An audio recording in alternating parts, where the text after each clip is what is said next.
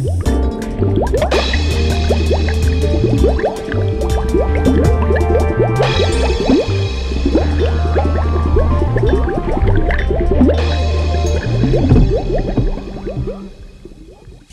Dead from the waist down over here almost fell asleep, so I gave him a kick in his size 50 pants.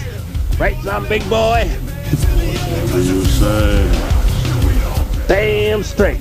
You lunkheads digging Count Gordeval as much as your buddy Baron is? Man, that vampire really knocks me dead, or alive, or something. Hey, back to freak. I know you're still behind the camera. I can hear you. How about you let all the morons out there know a little bit about what type of the show Count Gordeval used to present to his Legion of Fiends? The only defining factor in Drive So's show was that he was the only member of the cast. However, he attempted to make up for this by allowing guests on his show. Count Gordeval's most notable guest was Forrest J. Ackerman. He varied the content of his shows to include elaborate parodies of commercials, and more often allowed himself to point out the flaws in movies he featured. The most famous of these was when he made reference to the vampire's reflection from a mirror in the 1948 movie Abbott and Costello Meet Frankenstein.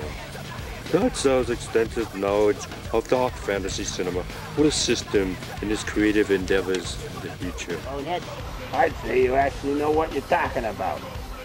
But since I know you're just reading Dr. Freak's research and biography off the teleprompter, I'll tack it up to wicked picks and direction, pitching work, Dr. App is Cold Heart. It sounds a little like the latest Julia Roberts romantic mess, but is actually a fairly frightening vampire flick. The film's main character is a young female vampire who is trying to pass herself off as human, and she finds herself running from some bad boy vampires, high kind of undead dudes. Despite its low budget, Cold Hearts is hot-blooded with some scenes of real blood-red terror. Dr. Freak, would you do the honors of rolling them bones?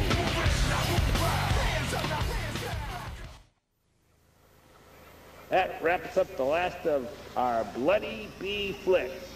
And now the rest of the Vampires Don't Suck Scare-a-thons will feature A-list movies, or films that actually ran at a theater before being rushed to the video stores and cable TV. Before I get all you knuckleheads primed for our next flick, it's time to poke old Dead on his feet here with a shotgun.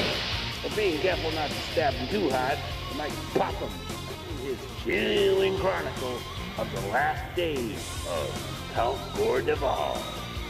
One of the Count's most memorable presentations was the vintage 1979 sci-fi flick, The Alien Factor, that the host was also a member of the movie cast, albeit as the indomitable Captain 20.